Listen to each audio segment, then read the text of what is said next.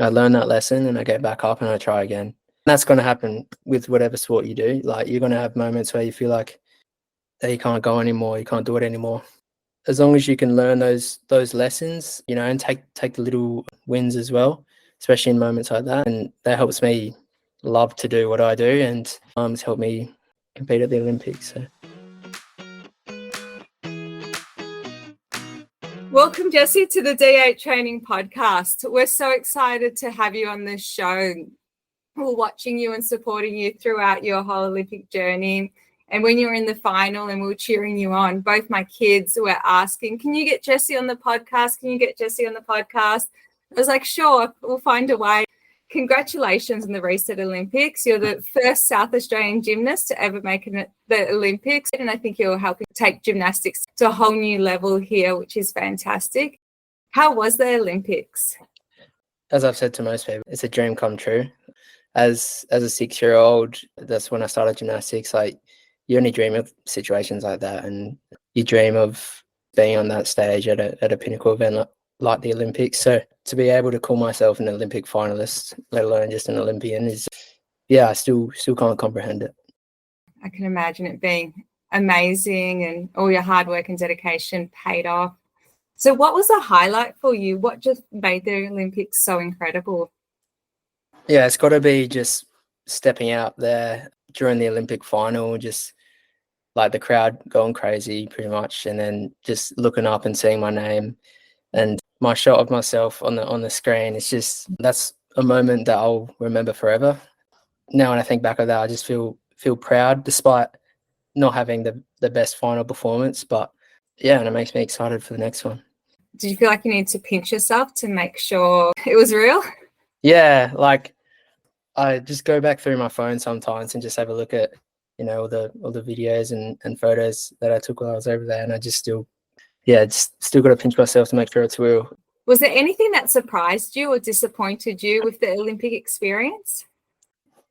It surprised me because it's my first experience, I think. It's just like walking around seeing all these top elite athletes everywhere. It's kind of something that I'm not, like, I guess I train at the AAS, so I see a lot of top athletes anyway, but from athletes around the world, it's just something that I'm not used to. I guess that was surprising, even though it was expected. There was a couple of things which a lot of people were complaining about. For example, the beds, which they were pretty hard, but I can sleep on anything pretty much. So that was fine with me. So you had a bit of an advantage there. Yeah, exactly. And, everyone's staying in the village, we're all in the same boat. So I can't really complain too much. I feel like being there because, it's that pinnacle event, and it's just a moment I've looked forward to my whole life. So that there are like a couple planning and transport, errors, but it's all part of it, I suppose. It's a massive event, so you can't expect it to run too smoothly. And as I said, like, everyone's in the same boat there. It's first world problems. Yeah, exactly. Yeah, I can only take the positives back up on it. Like, I look back at it, and all I take is my positive experience. So. That's a great attitude to have, I think, in life overall, looking at the positives. During your high bar performance, you had that fall, but when you got back up onto that bar, you finished so strongly. Like, it felt like it didn't even affect you at all. It was a phenomenal routine. What went through your mind, and how were you able to get back up and finish so strongly, putting aside what happened? It didn't seem to have shaken you up at all. We fall off thousands of times during training, so getting back up is what I'm used to. I think gymnastics is a sport where you're able to develop, especially because I've been doing it for 16 years, I've been able to develop, I guess, resilience. And I think whether it's in training and competition, I think that's very important. I told myself at the start of the competition, because I qualified 15th, obviously I knew I'd have to do a bit more to, I guess, finish higher up. I told myself I would just attack everything, just leave nothing else out there. And fortunately on the high bar, I probably went too hard at it. Yeah, it came down. It actually felt like a pretty hard landing, to be honest. It looked hard. Yeah, but, in that moment, as much as it sucks, there's just nothing else you can do about it. But like, what's done is done. So I'll just make sure I just look forward into hitting pretty much the rest of my routine as well as possible. What were you telling yourself? It was pretty much that, what I just said. It was like, look, it's done. I can't do anything about it now. I just got to give it my best for the rest of it. Unfortunately, I also had another fall on floor, which is the apparatus after, which I guess did shake me up a little bit. And hopefully with a bit more experience under my belt in the future, I can, I guess, prevent that from happening.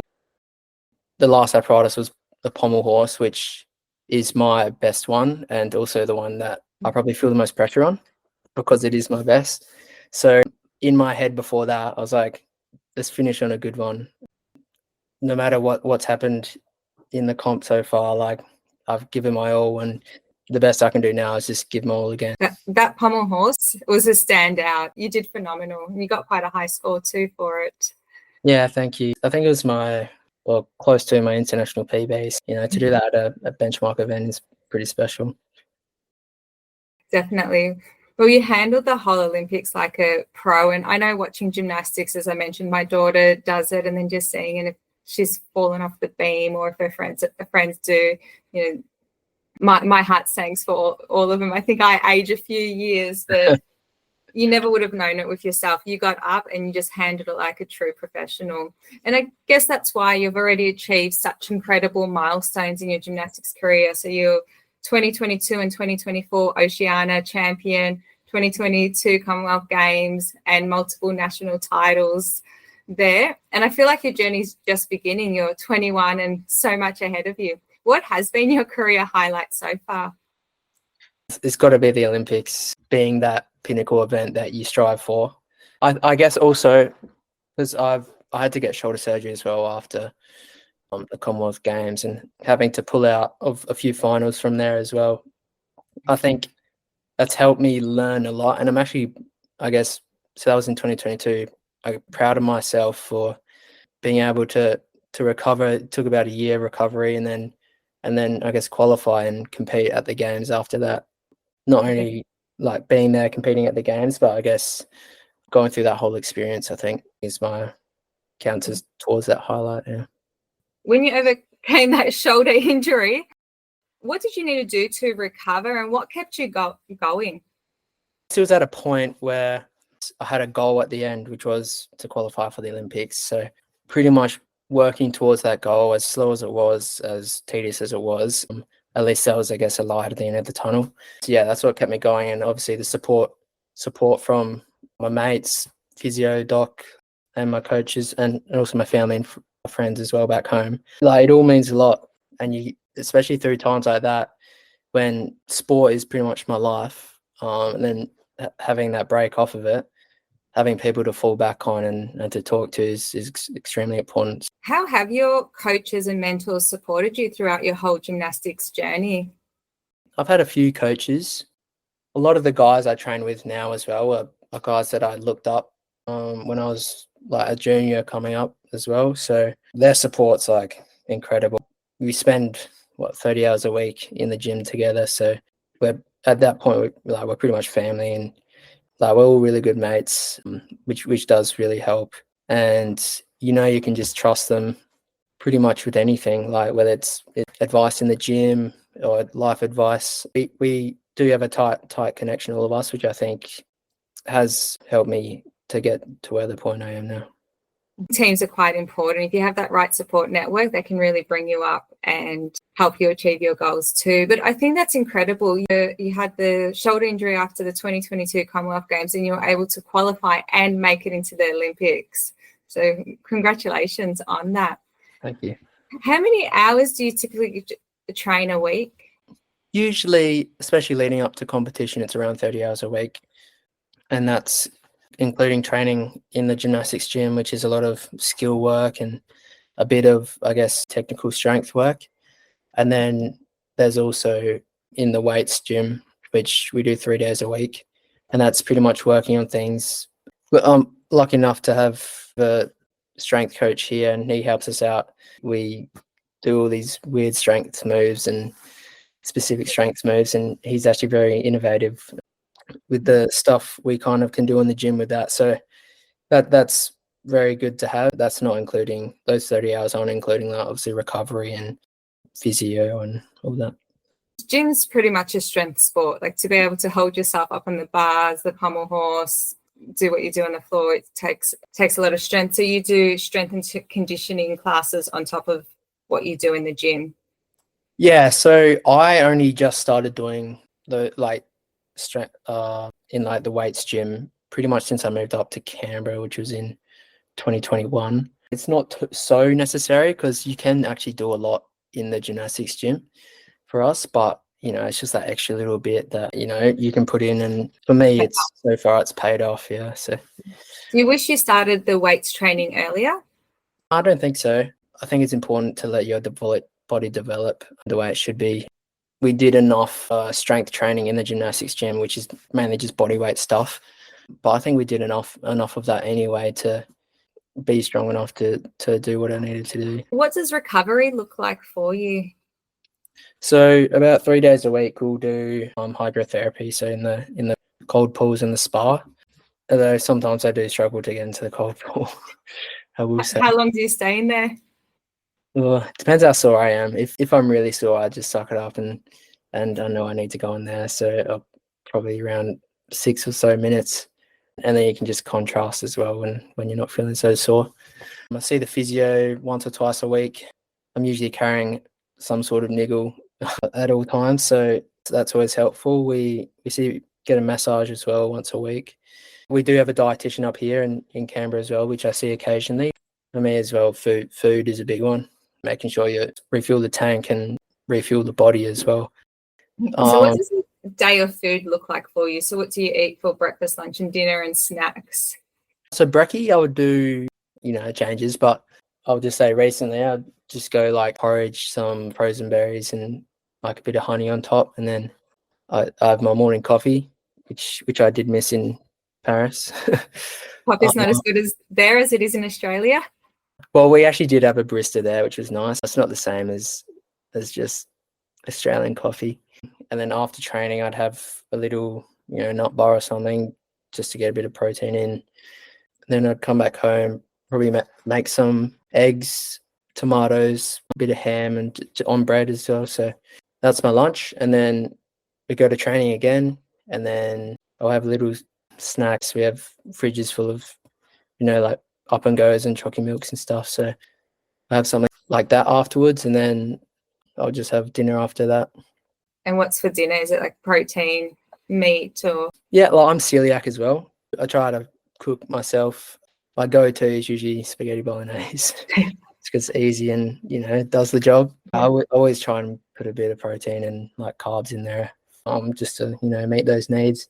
To go back as well to what recovery we do, I think all of that's important, but without a good sleep, it's kind of useless as well. So it's all those little 1%ers, I think, that really make up.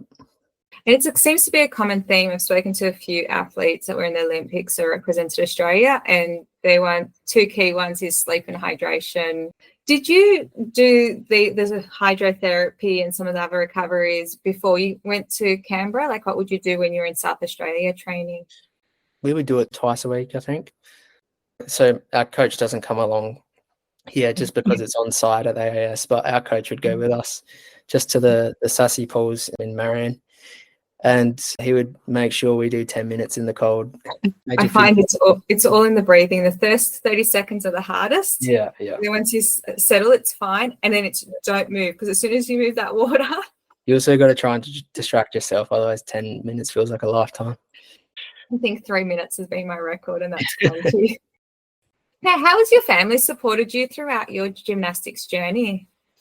It takes a village to be an elite athlete, and being totally serious when I say that. My family has obviously been incredible. Mum and dad having to drive me to gym, then to school, then back to gym, then home, like every day. You can't repay that. Big commitment. Yeah, for sure. They've been to a lot of my competitions interstate and internationally as well. And even though mum can barely watch sometimes, it's just incredible. Like I can't put any faults on what they've done to raise me and help me out. Yeah, and saying that, like my friends and my cousins as well, like everyone's been so supportive throughout my whole journey. You're a twin as well, aren't you? Yes. Does your twin brother do gymnastics as well? No, he's about a head taller than me, and Oh, really? yeah, you wouldn't guess we're brothers, let alone twins. But yeah, he got more of the brains probably. So I've got Chloe that does gymnastics, Jake who does soccer. Many of our listeners are parents of children, and most of them have big dreams, whether it's going to the Olympics, playing at a professional elite level, some of the sports. What advice would you give to parents on how to support their kids with big dreams? No matter what the kid's doing, if they love it, then I think it's worth pursuing. I guess just being there, being present is always nice. And although I know there was plenty of trips where my dad would ask in the car how my day was or how was gym, and then I'd just be like, yeah, good. That's the end of it. What questions can parents ask so you don't get the answer? Good. Okay. Looking back on it now, I think it's just growing up. Like sometimes those things you don't want to talk about or can't be bothered talking about. But now if someone asks me, I give them a full debrief because I want them to know now. So don't be shy, just asking those questions and how's it going? Because I think at the end of the day, is as long as whoever's doing it, the kids are doing it, they love what they do, then it's all worth it. And what was the best piece of advice your parents gave you? Actually, I can't think of anything specifically. I obviously have many sporting role models, but the main role models you look up to are your parents. So I can only really thank them for being who they are and supporting me my whole journey. And as parents, I'm always trying to encourage, support, provide feedback to my kids, sometimes reminding them I don't need to provide feedback. And it's with the best intentions. Yeah. But sometimes I'm sure we get it wrong as parents and discourage them. What is something parents should avoid when trying to encourage their kids? Although I find it a bit amusing now, I guess if you don't know much about the sport, then don't try and provide technical advice. So I know my mum would do that a little bit, especially after a comp, say, and I've fallen off, and then she'd tell me why I fell off, and then it's not like my coach has already told me why, or well, I don't know why. Every kid's different. Some kids might appreciate that. It's just kind of trial and error, I guess. And in gymnastics, there's so many different terms. Like I'm learning there's kips and front flips and back flips, round offs. We're getting there. Yeah. Yeah, I think, yeah. Although I've been doing it for 16 years and I don't think my parents really know the rules yet. It's quite a complicated sport once you get to my level. And actually one thing, like taking the time, I guess, to learn and kind of know what's happening, I guess that's always appreciated as well. That's great advice. I've actually signed up for a judging course just so I can learn the technical terms. Yeah, that's great. Not to judge, just to be able to speak the lingo. Yeah. And when I do give that feedback on why she fell off. Well, if you're a judge, I suppose you could give that feedback. Yeah. We've got a D8 training junior gym program. So we have kids from as young as the age of 8 upwards doing weights. They want to represent Australia, play at an elite level. What advice would you give to kids? You have to love what you do, otherwise it's never going to be worth it. Like I love what I do, and that's why I've been doing it for 16 years, and that's why I'm going to keep on doing it. And I guess take all those little lessons. As I said, we fall off. Well, I fall off 1,000 times in training. I learn that lesson and I get back up and I try again. And that's going to happen with whatever sport you do. Like you're going to have moments where you feel like that you can't go anymore, you can't do it anymore. As long as you can learn those lessons, and take the little wins as well, especially in moments like that, and that helps me love to do what I do, and it's helped me compete at the Olympics. So I actually love what you said there. The 3 key points: love what you do, even when you fall, take the lesson, but get it back up and take the wins. And I think not just in sport, we can use that in day-to-day life. Yeah, for sure. I have learnt so much, not just about sport through my training, but I've learned so many life lessons as well. And I guess being open to that and appreciating that as well is a key factor. And I think that's a great thing with sports for any age. You learn losing, you learn winning, you learn, falling, getting back up and keep continuing going. How do you handle loss? Yeah, obviously no one likes it. In competition, it's hard, especially. And, if you have a week of training and nothing's really going your way, it is hard. What I try and do is then just to, take the time. For gymnastics, what we can do is, if a skill's not working, you take a step back and then you just try and consolidate that, and then you start to move forward again once that's good. So, don't be afraid to take a step back if you need to. Take those little wins and use them as momentum to pull yourself up and keep going. Do you have something that you do or that you recommend people do to pull themselves back up after a loss or something not going their way? It's something that I'm still learning as well, I guess. We actually had a Socceroo come onto the podcast and I go, what recommendations do you have for handling loss? And he's like, you're asking the wrong person. I still don't handle loss. Like, obviously, these are things you continue to learn even now, and I'm sure I'll still be learning in about 5 or so years. So take the time. Don't be afraid to, take a step back and group yourself together and reconsolidate skills and stuff. So don't be afraid to, if something's not working, take the time to fix it. So keep going. That will pass as well.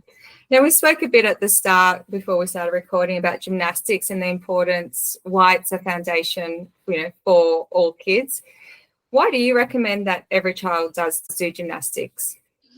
I think it involves so many motor skills, not only that, but life lessons, especially when you're younger as well. If you fall off, get back up and try again.